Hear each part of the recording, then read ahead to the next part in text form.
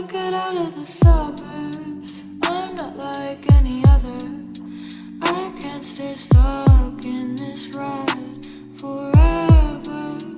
I just keep falling in love, and then it gets so fucked. Nobody understands me. I guess I have bad luck. Big heart but a small brain. Always end up doing stupid things.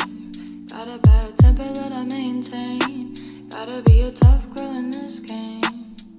No sleep, but it's all good. I'll rest my case when I'm understood. I just fucking hate this neighborhood. Have you ever heard of Hollywood? Gotta get through, gotta get through. Welcome to the launch of EGOLAND. My name is Ethan. My name is Yasin. EGOLAND is a platform where we release art in the form of podcasts, documentaries, and other mediums yet to come. As we go along, the goal is to curate a discussion around creative sustainability, entrepreneurship, and lifestyle design. You are listening to Ego Radio, which is a weekly podcast featuring creators and entrepreneurs from Toronto. Our first season will be released every Tuesday evening, and today we got the honor of sitting down with Stefani Kimber. She's a singer, she's an actress, and I'm not gonna lie to you, we went off on a lot of tangents. This whole episode is basically one big tangent. But we got into a lot of great topics. We learned a lot. We know you're gonna learn a lot. Some topics we jumped into were mental health, money, how that affects your freedom, fulfillment with your art, fulfillment with your life. It was a great episode. Let's get into it. Let's talk about social media for a minute. Like in general, I think that's another thing that's gripped us, that has us, especially our generation, in such a tight grip. Mm-hmm. And it's something that, especially as an artist, that you feel like you need to be a part of. How do you guys find balance in using it as the great outlet that it is to share your creations, and not letting it use you? It's weird. It's weird. And for me, I think that it is hard sometimes to balance what we're talking about, being an artist and feeling the need to have that social presence and to be constantly engaged and to reply to the things and repost about my music. And because for me right now, my number one goal for my music, and that everyone is telling me, is that I need to expand my audience. And how do you expand your audience on social media? Shit ton of content. Exactly, like constant content and posting and promoting and working with other people and connecting with other people and talking to other people. And so it's been hard for me to keep this online presence being like, this is who I am, this is my music, this is what I have to offer the world, and be that, and then not get distracted.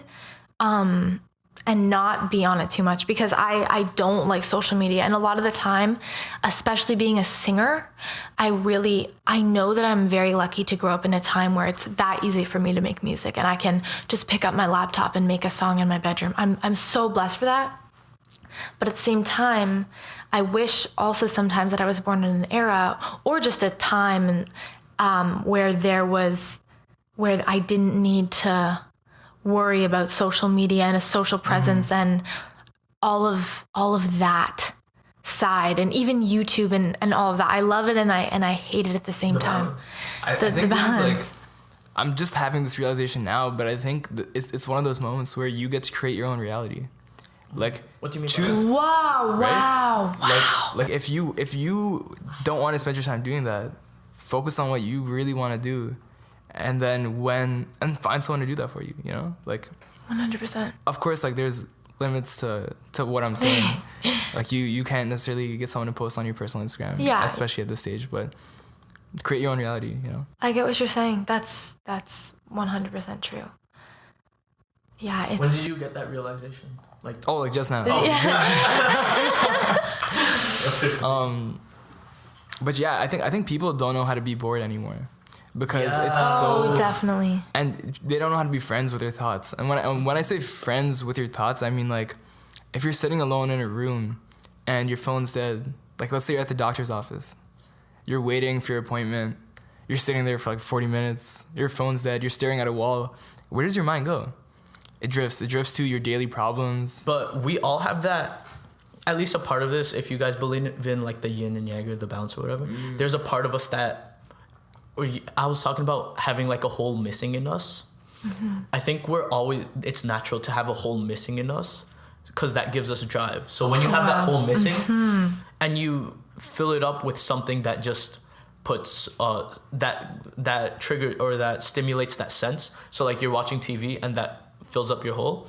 That's just where your attention goes. That's where your time goes because it's filling that out. But if you don't have anything, like if you don't have internet, if you don't have TV, if you don't have whatever you're doing to fill that up, you reach a point eventually where you now have a drive to do something about it. So whether that's, okay, I'm just going to work out a lot now, or I'm going to eat healthy and cook. I'm going to learn how to cook.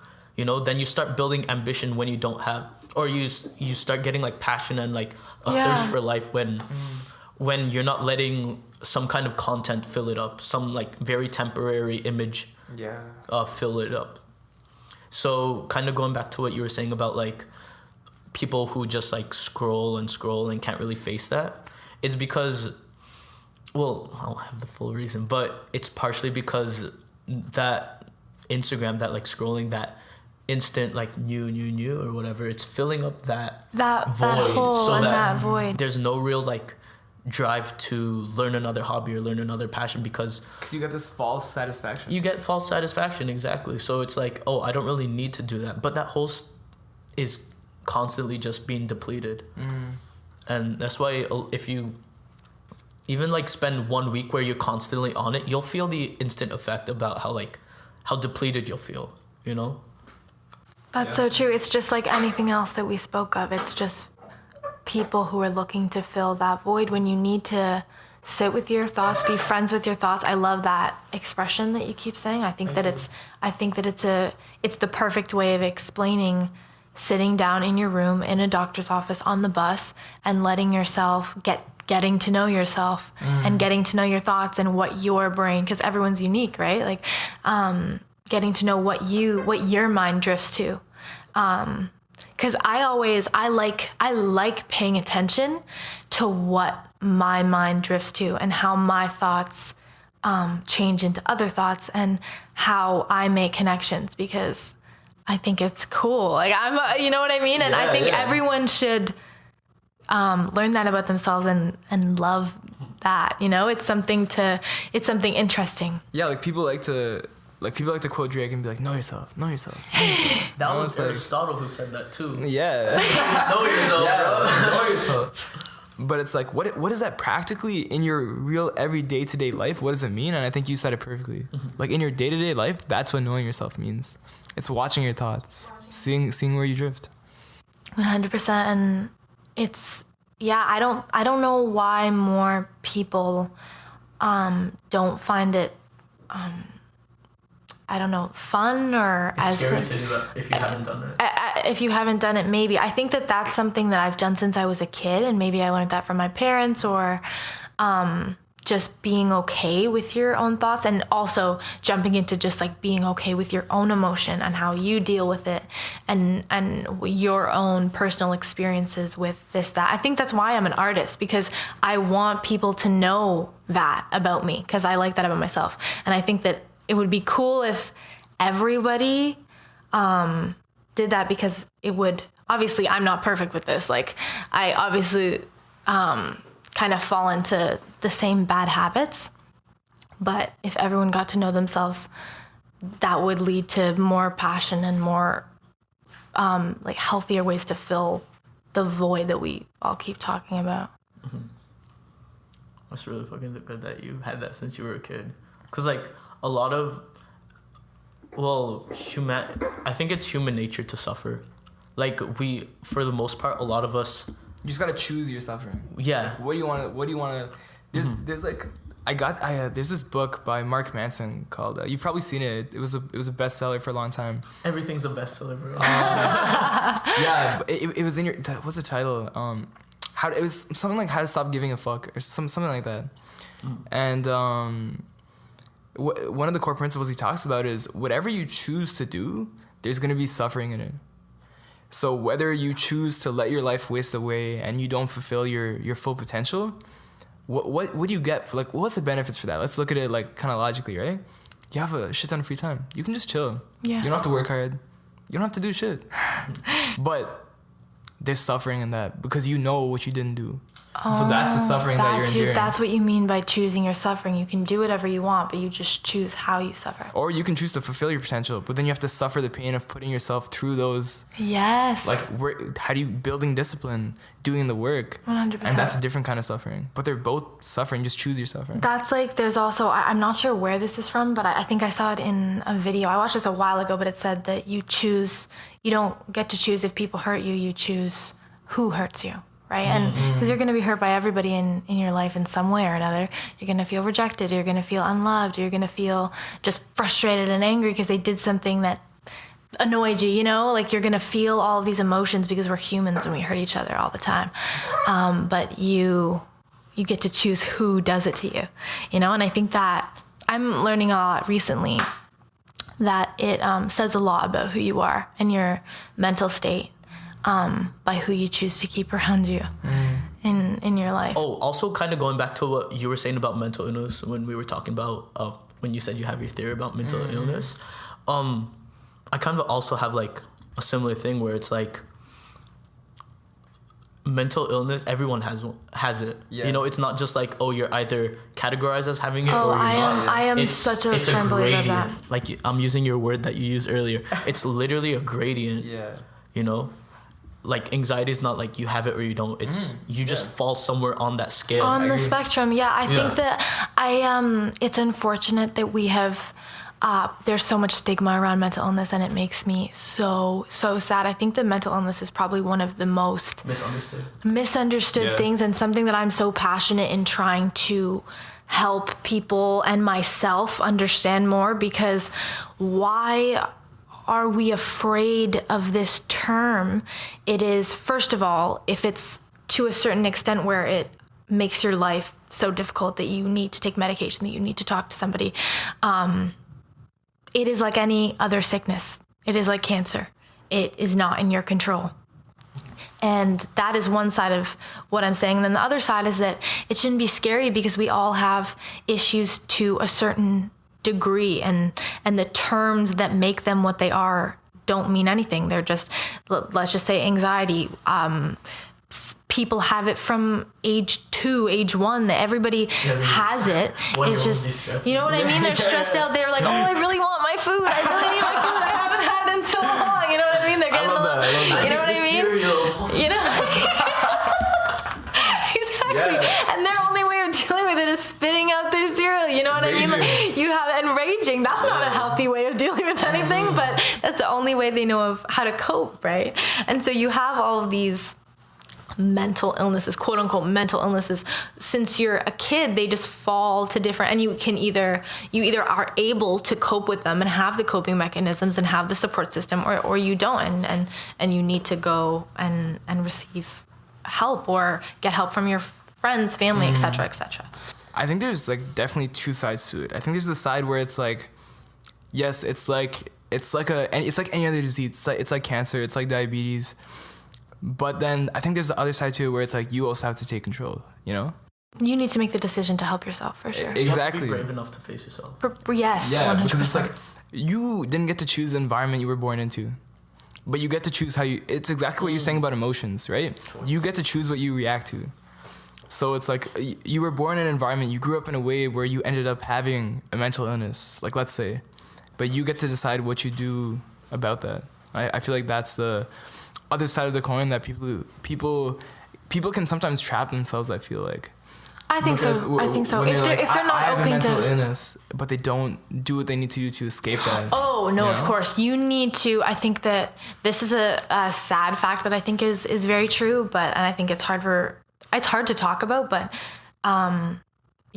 everyone around you can help you and try to help you as much as you can, but everyone is in charge of taking care of themselves. Yeah. And it's amazing, and you should always help the people around you and support. And that's not what I'm saying at all. It's just that at the end of the day, it's up to you to help yourself and to grow and to learn and to to face the fears that it takes to overcome something like that. And you can't fully overcome anything. It's just growing past and getting better with it and learning how to cope and all of that. But yeah, mental illness is something that I believe needs to be just talked about so much more, and that makes me sad that people are afraid to have the conversations about. Yeah, and even going back to I think everything in this conversation is so tightly tied together. 100%. Because if you look at like boredom and getting distracted on social media and all that stuff,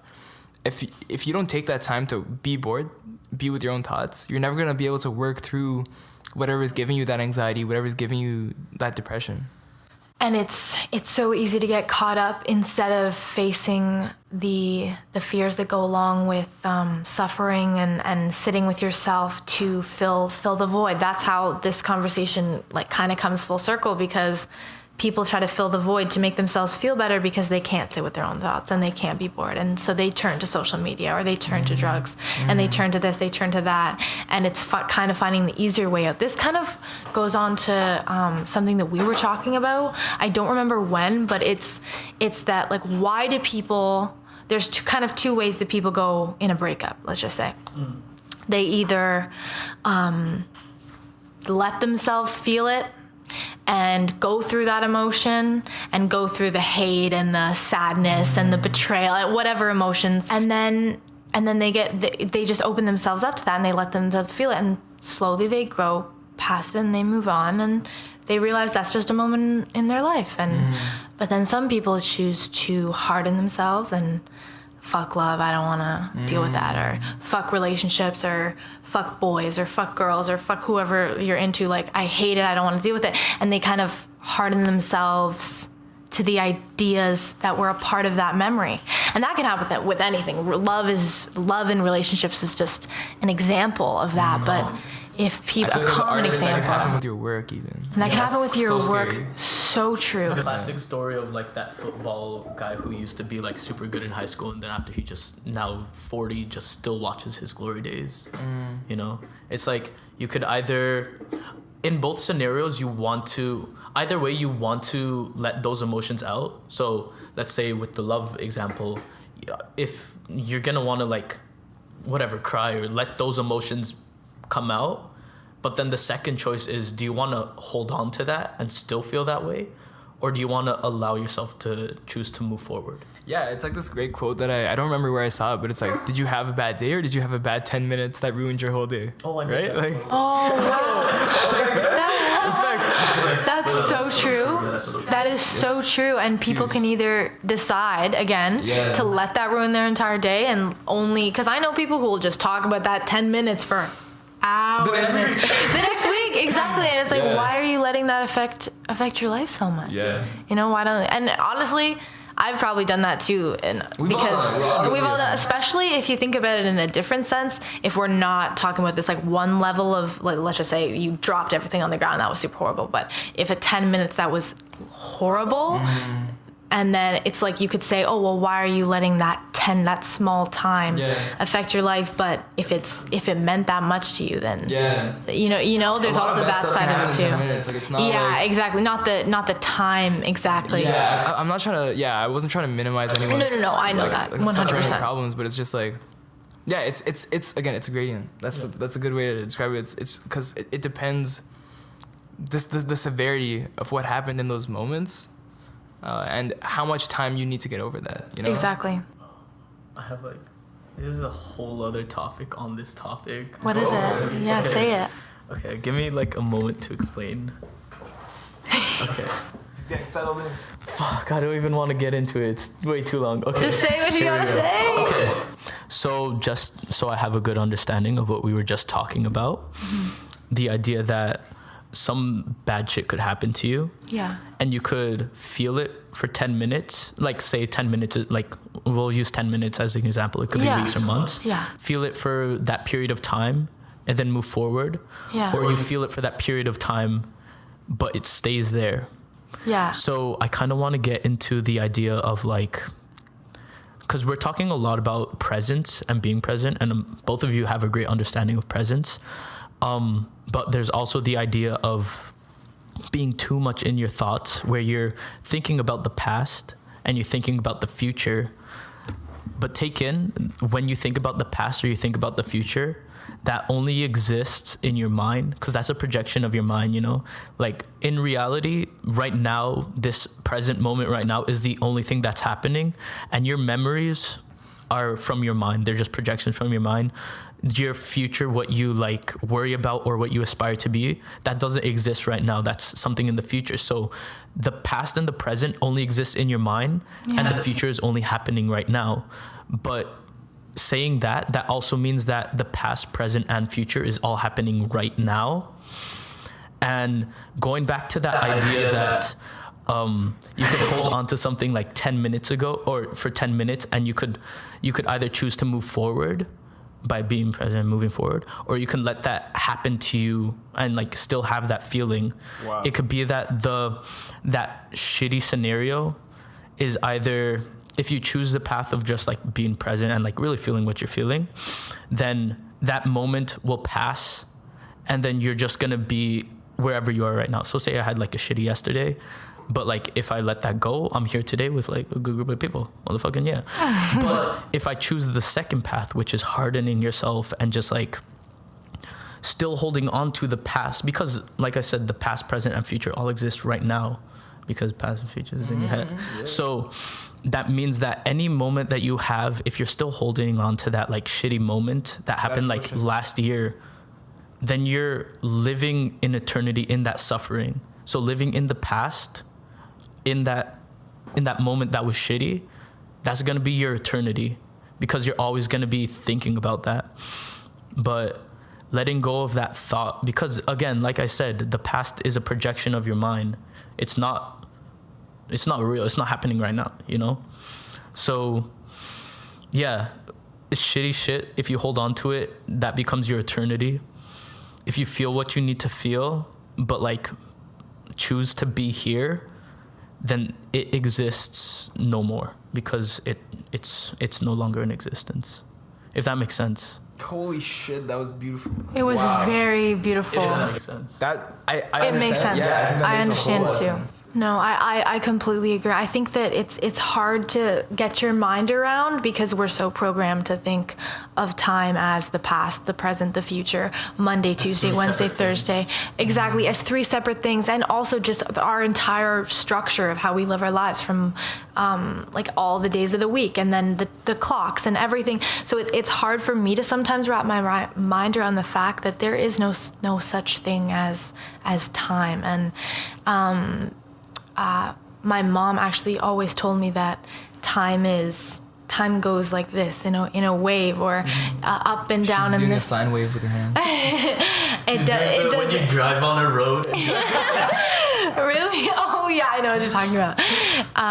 It's not this straight line, and that's why maybe things can fall on top of each other, and maybe that's why deja vu happens, and sometimes you feel like your dreams are up your past life, like everything about time. We want everything to make sense, but we just created time for structure, because someone thought that we needed that to make sense of life, and maybe we do, you know, but it isn't anything, you know. We're just living right now, moment to moment. Kind of want to go, because what I'm getting from what you're saying, well, like not fully but like part of what you're saying is like how the clock was pretty much a tool to stay on schedule, but there's a difference between the time and the clock, which is the time is like the time isn't really a thing.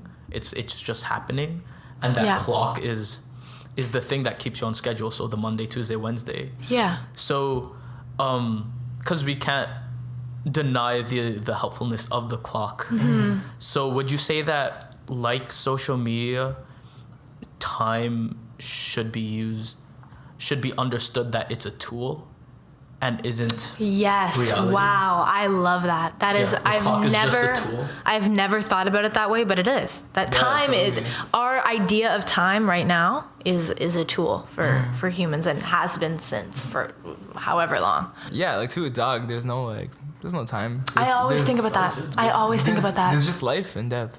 And that's... I always think about animals and how they probably perceive. I saw this. You could have just study. stopped at that sentence. I just think about animals. No, really. They're so interesting because they don't have conversation. They cannot speak. They can communicate feeling. They have emotion. They have wants. They have desires. They have needs.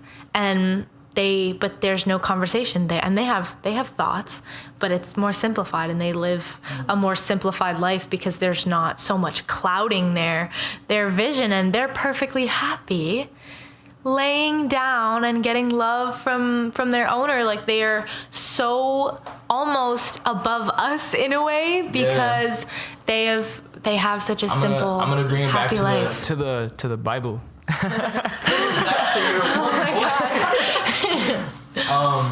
I think that there's so much knowledge, whether you like believe in like religion or not.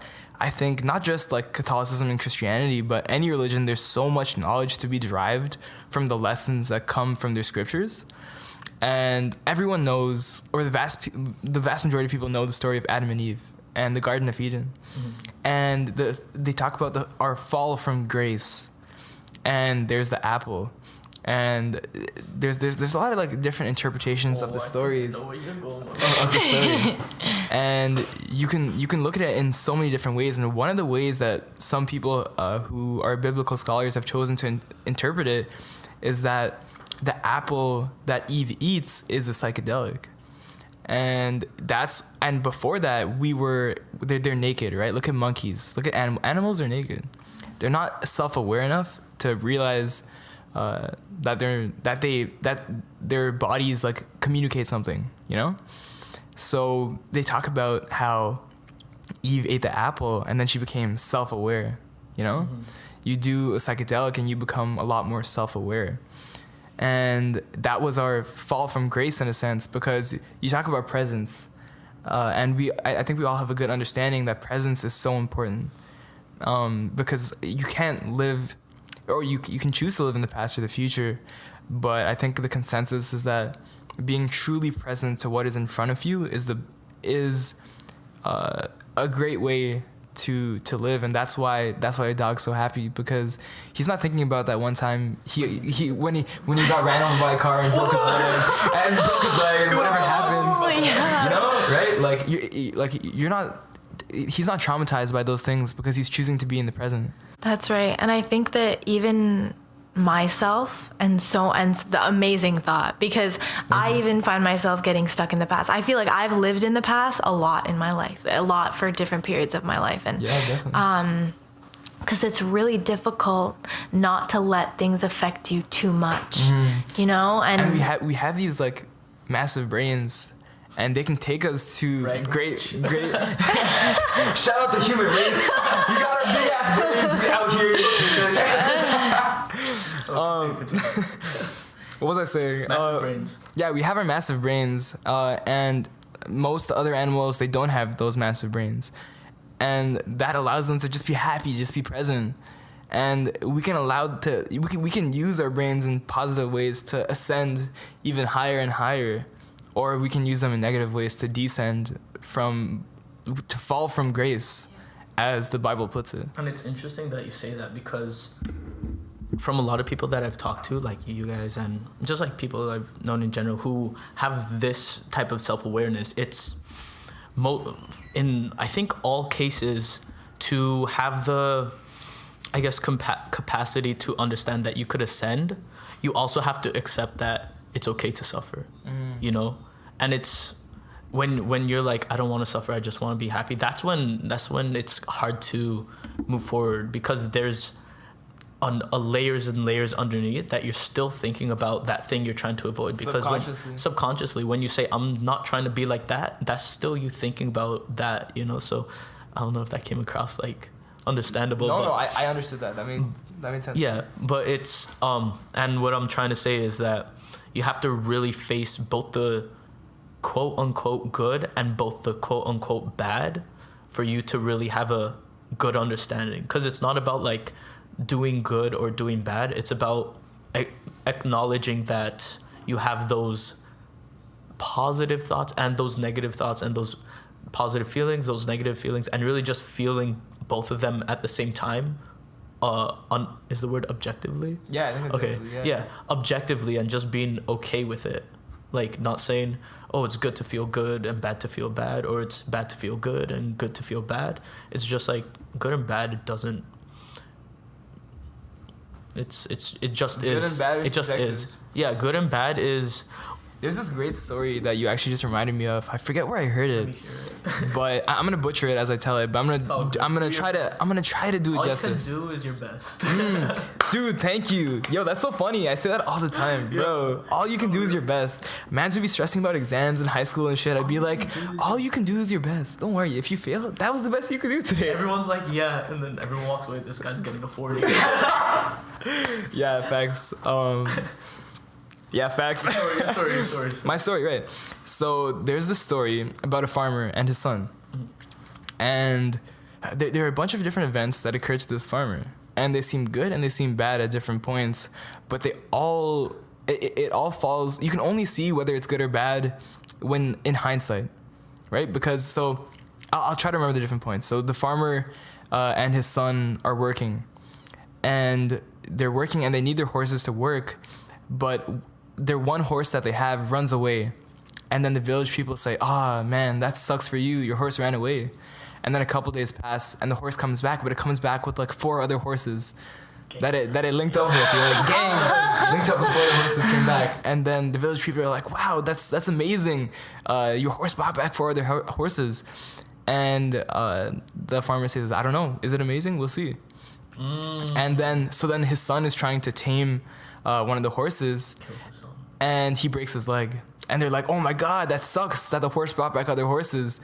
That's terrible." And the farmer's like, "Well, we'll see." And then a war breaks out, and the army comes by to draft all young, capable men. But of course, his son can't go because his leg was broken. And again, the village people are like, "Wow, that's great. It's such good luck that your son broke his leg." And then he's like, "Well, we'll see." Even in the end, because you never know whether something is truly good or truly bad until you're looking at it in hindsight. Oh my goodness, that gets we me. talked about this like good or bad idea a few days ago, where it's like it's not that shit's good or shit's bad. What's identified as good is that the effect happens immediate, and what's bad is that the effect happens in long term. So whenever you say good, so like say, "Oh, he brought back horses," that's seen as good because or quote unquote good. You know what I mean? Yeah, I know. It's quote unquote good because instantly you see, oh, that's good, but the long how like bad is really just long term effect is that, say, the horse ran away. That was just long term. That eventually the horse came back and you got another effect. You know, so it's not that shit's good or shit's bad. It's that the time and the distance when the effect happens varies. You know, and it's not even like, oh, it's a positive effect that happens. It's, oh, I understand why this happened, kind of. Did that make sense? Yeah, that makes sense. It's like it's all. Does that make sense? Yasin, you were born making sense.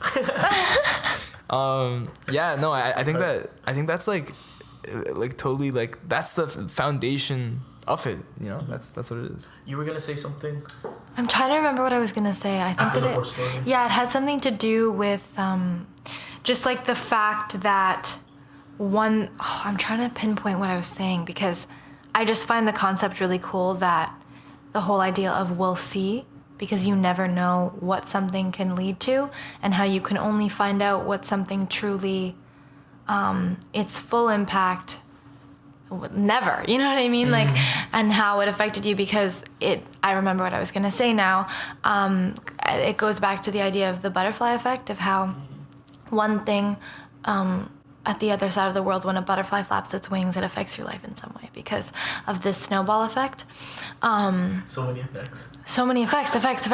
But how I kind of related it to this, it's that if something happens to me today, I might not know or ever know what something that you said to me, how it changed my life in 10 years from now, because we don't know how things affect us, and we don't know how. We're not omniscient. No, exactly. And the choices that we make, but to the smallest little details of the choices that we make, of me turning my head this way, and me wearing this today, and me choosing to come here, but also me being an actress or whatever, like the big or the little choices. I don't know how that's affecting my life tomorrow, the next day, in a year, in 10 years. And it's insane to think that I might ever know, but also really liberating and beautiful that these small little details could change my life or your life or someone's life in England or somewhere. You never know, right? And I think that's a really cool concept. Yeah. It's in a cool way, not knowing is very liberating, and just accepting that you'll never know something is freeing. And that's at least freedom. I want to get into freedom now, but that's been like at least something all of humans or all of everybody is, whether we know it or not, is after just freedom for yourself. And yeah, I don't know, what are your thoughts on freedom? I think freedom can be found in a lot of different ways. There's internal freedom and there's external freedom. It's like there's freedom to exercise your will on the world outside of you, you know? Like, I want to go to Bangkok tomorrow. Do I have the resources to do that? That's one kind of freedom, right? I want to whip a Benz. That's one kind of thing, you know? Like, that's like an external freedom. And that's what I feel like people focus on a lot of the time. But then there's internal freedom. And it's, I'm sitting down here right now with Stefani and Yasin.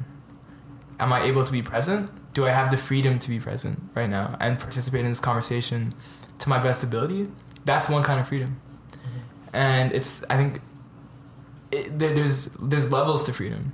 And it's like, what type of freedom do you value most? And that's what you're going to chase in life.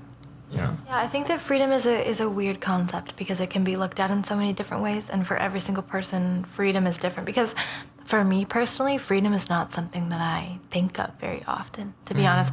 I feel like I know when I feel free in an external way or an internal way, but it's not even something that I'm very mindful of. But maybe someone else, their whole drive in life is to feel free. Just how other people's drives in life is, whether it's subconscious or conscious, to feel strong or to feel love. Maybe you already are free. And maybe I guess you're free to all the freedoms that you want. I guess so, because I think that's because everything else, the subjects, I guess, that we've touched on, even though they're all linked, they kind of have their own meaning, right? I've been able to resonate with them and understand them, but freedom is something that I am not very mindful of, but I am subconsciously. Does that make sense? So what does money mean to you? Money. Yeah. I think that. What do you mean by that? I feel like... So when I say money, what's the first word that comes to your mind? Let's play that game. That's difficult. I guess like money. Quick, go. No, I can't. I'm way too, that's one thing about me. I'm very I doubt myself really fast. And so I feel like the word that I'm going to say is going to say a lot about, you know what I mean? Like being put on the spot. So I think that... You want to give your Yeah, I want to give my... Thank you. Yeah, so what do you think? Thank you. Money, what's the first word? Duck McScrooge. What is that? That's the... You know Duck McScrooge? No. Duck McScrooge? No, I don't know that. He's the dude that goes like... He's the cartoon character duck who like dives in pools of money. Oh, I don't know that. Oh, you didn't have a childhood, did you? Oh my god. She just popped out like that. Okay, no, actually, what I think of money is... What I think... It's a comment. I'm going to bring this up again. I think the same as what I think of a lot of these earthly, like I'm a fucking alien. These earthly kind of stuff, like the same as what we were talking about social media, and what were we talking about again social media. No, not presents. But we're talking about a lot. we were talking about a fuck ton. Okay, but what I think about money is that it's a good tool, and and use it as a tool, but don't let it guide you in a way. Like, don't. I can't say do and don't, because like, do whatever you fucking want, but you don't want something that slants your decisions. You know, you don't want to be like, I'm doing this because that's attractive and that's tempting and whatever. You don't want to be tempted by shit on earth, because shit on earth doesn't stay. You know? Yo, that's yeah. Shit on earth doesn't. What stays is how you feel. Exactly. So money, it's a good tool. Don't get attached. You know, use it as a tool, but don't get attached. Yeah. I completely agree. I think that it is a tool, and people, that's why it's often talked about that you can be rich and you can have everything in the world and be the saddest person on earth and be the loneliest person on earth. And maybe it's even more common, and we just don't know, because I don't have all this money, but let's just say but people who think, well, the ones in the world, whoever they are, who think that money will make them happier and that money will make life easier, and then they realize that happiness, or maybe they'll never realize that happiness and whatever they were trying to accomplish comes from yourself, which is what we talked about.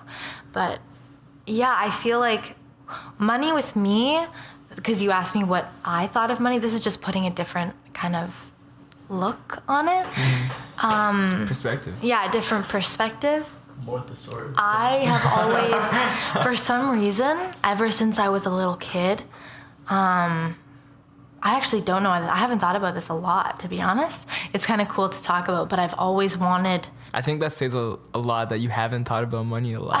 Yeah, That's I really fantastic. haven't. Yeah. But the only thing I know I have thought since I was a little kid is that I wanted to become rich to get my mom like what she deserved. And I've like, everyone told me that when I was 5, 6, 7, I just said, I'm gonna buy you a car, and I'm gonna buy you a car, and I'm gonna buy you a car, because I just wanted, and I That's don't... what you were saying. That's what I was saying to my siblings. You get a car.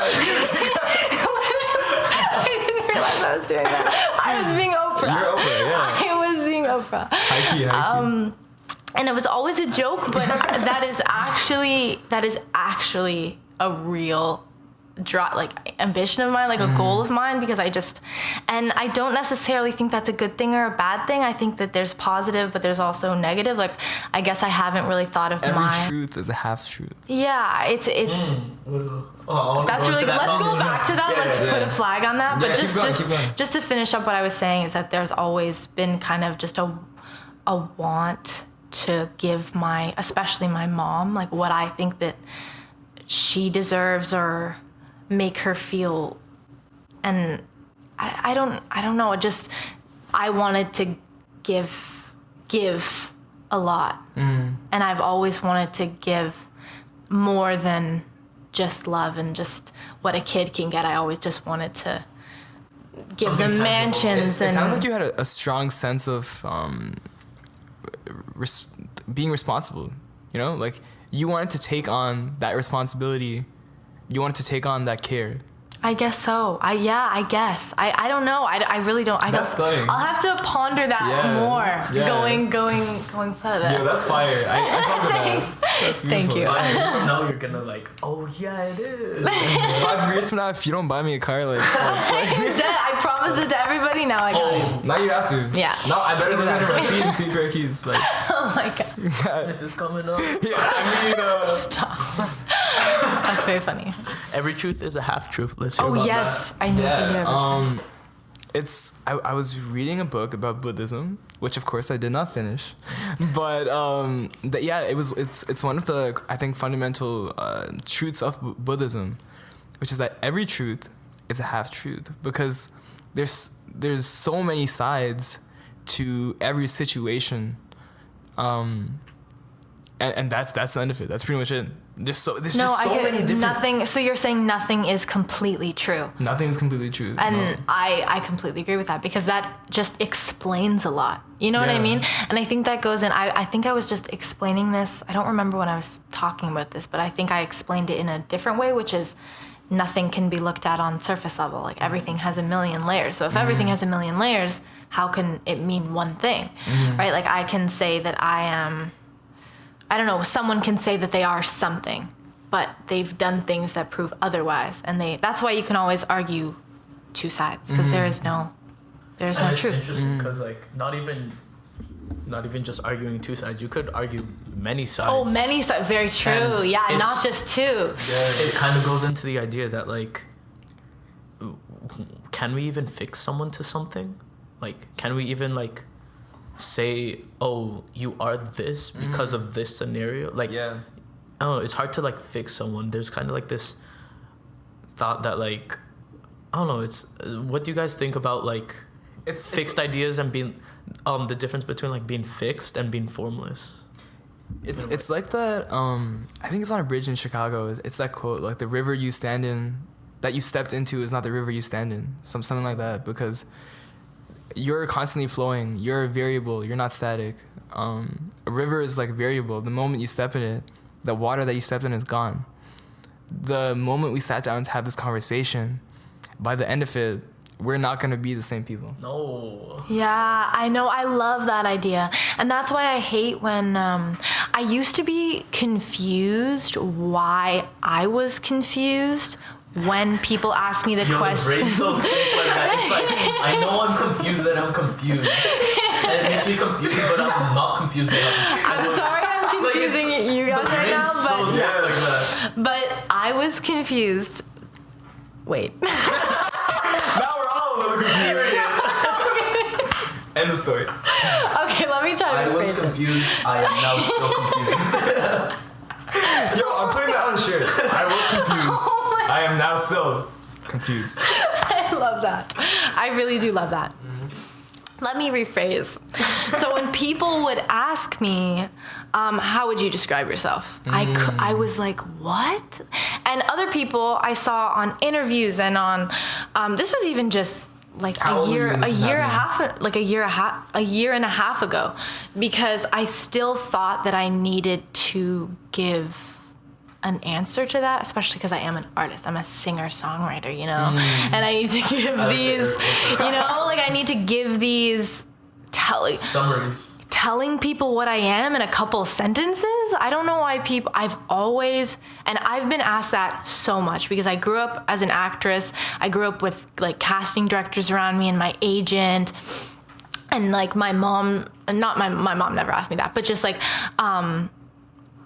I don't know, just all these people around me were just asking me that. I don't know why that came up so much. Like, how would you describe yourself?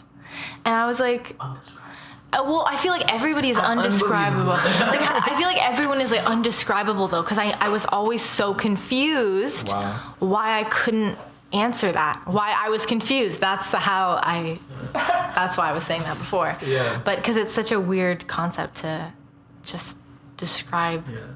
It's a business question. How do you describe yourself? Because it's like asking how a lot of business is just quantifying and having quick summaries to understand like, oh, this is your mission statement, so I have a basic understanding of who you are, and it's my choice to like figure out more about that, you know?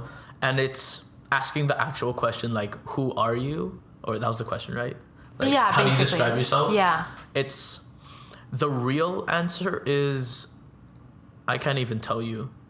And like that's the real answer. Because you're a different person. Yeah, all and the the time. business aspect is singer-songwriter, like what you do, not like who you are. No, I understand when people are asking that question literally, but they weren't asking me in, like, they knew I was a singer. They knew I was a singer-songwriter. They wanted me to describe myself to them, or ask me, because I've done like interviews, or I've been in conversations when they tried to just make conversation. And I feel like in the industries that I'm in, you're supposed to be able to talk about yourself in that way and just sum up yourself in a little bit. Like, I'm this and I'm this, but I don't know what I am because I'm constantly changing. I mean, I'm glad we had this conversation because next time I go in for a job interview, I'm just going to be like, I'm unbelievable.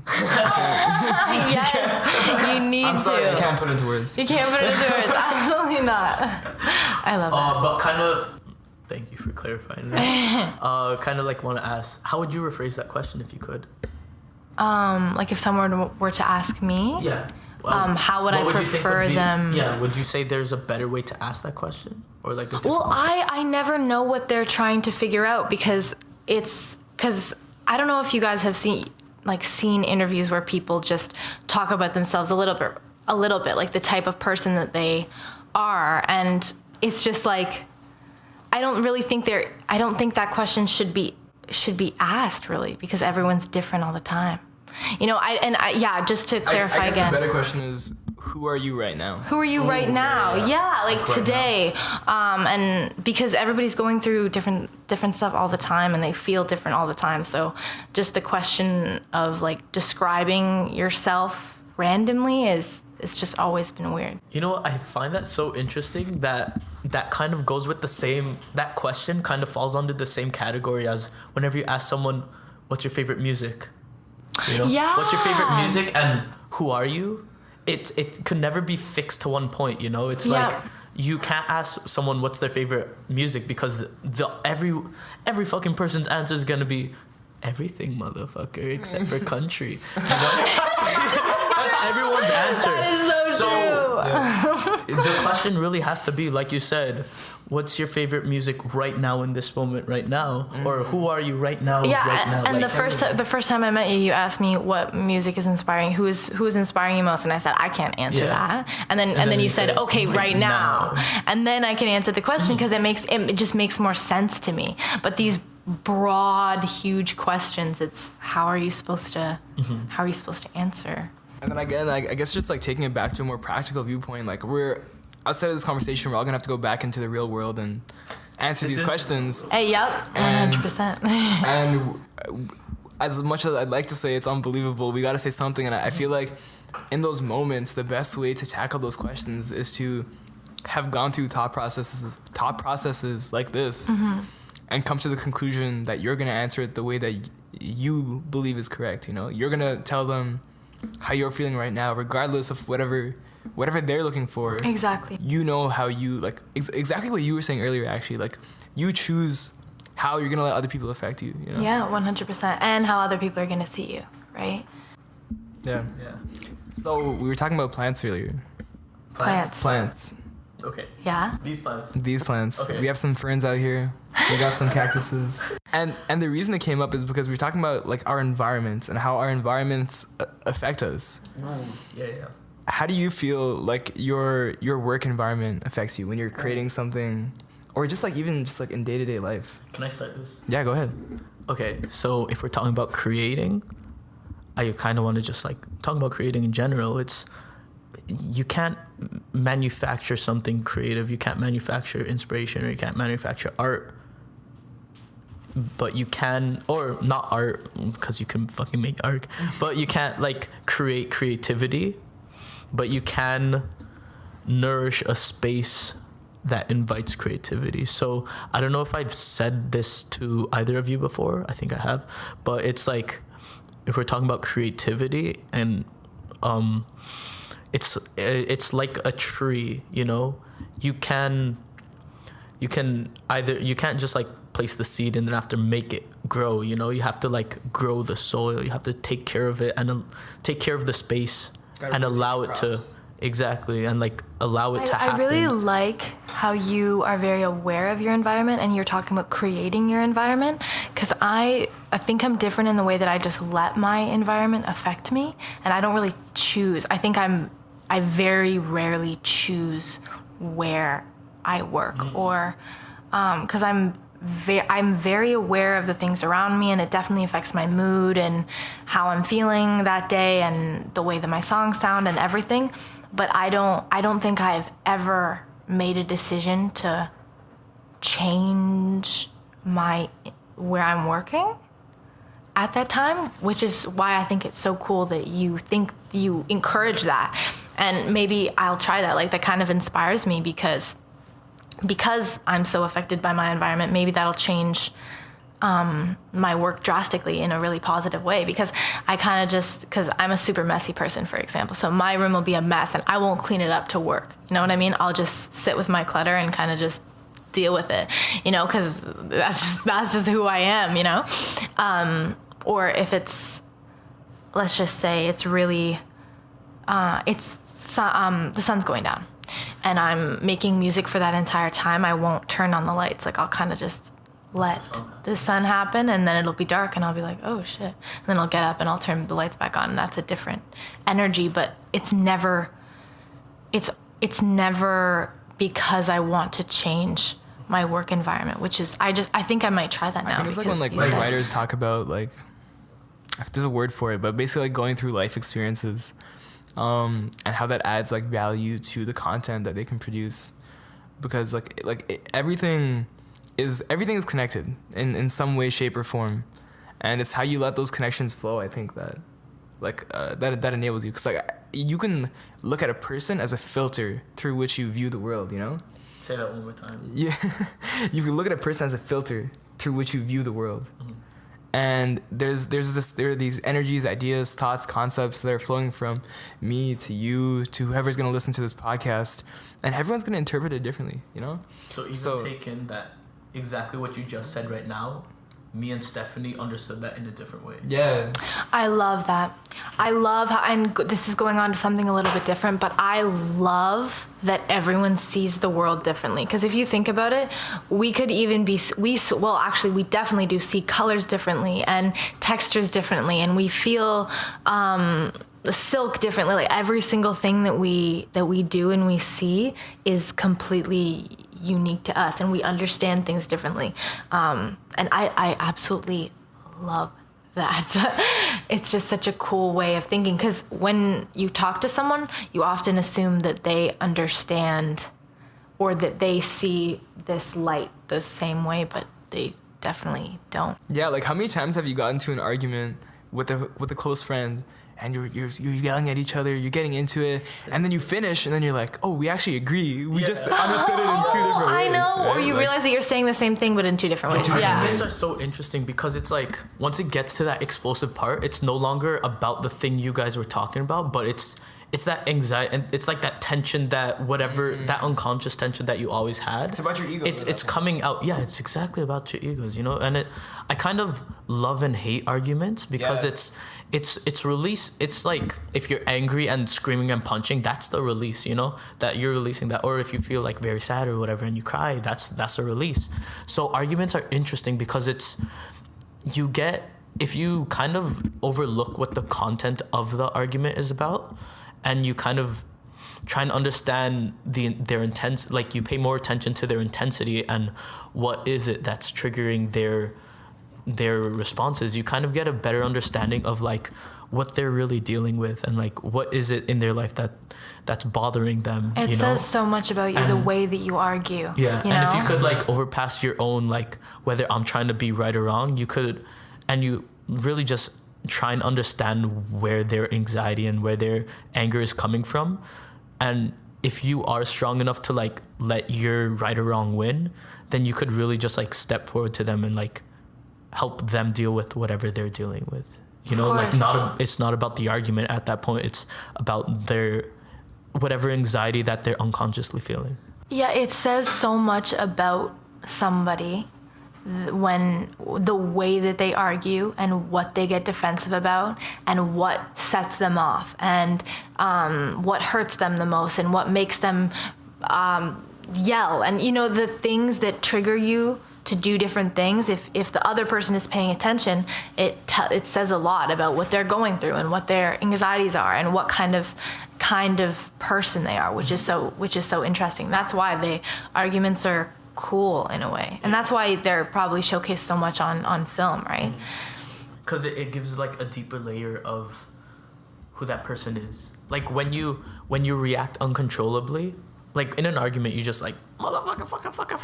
You know, like you just let it all out, and then when you let it all, anything that you let out without thinking about it, is a really honest form of like showing yourself, because that's how you're truly feeling, you know.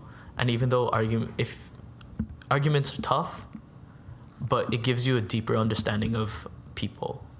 Yeah, that's why I think like a lot of the times I feel like there's a misunderstanding about what being nice really means. Fuck being nice, bro. Because you should be nice at one level, right? It's like I have a difference between niceness and kindness. Like my interpretation of it. We'll get into it later. You should care for the people around you, but I feel like it should come from a genuine place. And I think guys get trapped in this a lot. At least that's what I'm able to see, because I'm a guy and I can relate to that position. But like, there's this whole, everyone's here like, oh, be like, don't be a nice guy, don't be like. But I think like what's really happening is, it's be a person who can express your opinions in a way where you're secure with who you are, and understand yourself. Because I think a lot of the times when people end up becoming pushovers, and I know I've been a pushover at certain points in my life, or in certain situations, let's say, it's not because you don't have a value or you don't have a belief, it's because you don't know how to express that value or belief. That's true. I really like what you're saying. I think this is kind of how I'm understanding what you're saying. There's a difference between, or also this is my personal interpretation, but there's a difference between niceness and kindness that at least I've noticed. And how I see niceness is that niceness comes out of fear. Yeah. Kindness comes out of love. Wow. So niceness, I love that. You're nice to someone because you're afraid of being rejected. You're afraid of nobody liking you. You're afraid of like that you're not worthy or whatever. Like you're being nice to people because like there's some kind of deeper layer of fear that's coming out of you. And that's kind of what you were saying about kind of like pushover, like the idea of don't be a pushover, but the idea of being pushover is that people being pushover, it's like, I said pushover like 12 times. That's okay. That, I guess the stereotypical, or I'm going to say pushover one more time. That's okay. But, let me say it 12 more times. But Pushover. Pushover is like, you're saying yes because you're afraid of something. And the idea of kindness, that kindness comes out of love, is that you just do it because you care. You know, it's not like you want something out of it or anything, but you just like genuine, like fucking damn you. You know, it's just like you actually, there's no like fear behind it. You just like genuinely give a fuck, you know? So when I say fuck being nice, that means like fuck being nice out of fear, and just be like kind because for no reason, you know? I don't know. That's my new fucking life motto right there. I think that's so. It's so. It's true. Honestly, like it's very admirable, because it's really easy. I'm not gonna merge into this too much because it's way too big of a subject, but I think that women are very, very pressured to be nice. From the second that they're a little girl, because I've felt this my entire life, and I still struggle with worrying that someone's not going to think I'm nice, and someone's going to think that I'm a bitch. You know what I mean? Because if a girl's not nice to you, she's a fucking bitch. And I'm so happy that now women are taking that word and say, yeah, I am a fucking bitch. And like, and I'm going to be one if I'm not given a reason to be kind to you. You know, and I'm just learning this now, and I feel like this is programmed into little girls.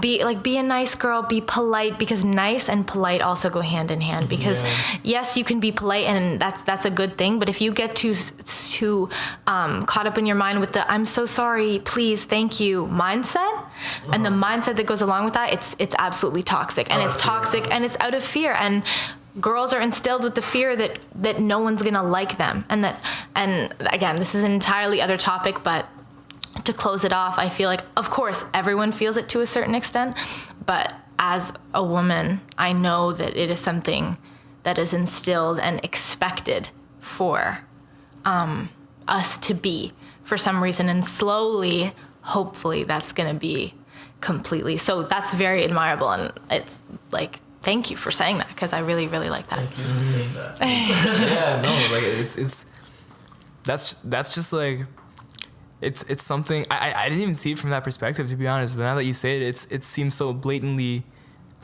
obvious, right? It's like how people talk a lot about like gender roles and whatnot, right? And I think there's a lot of bullshit that goes along with that because the conversation isn't fully understood yet. Yeah, and it's 100%. So new.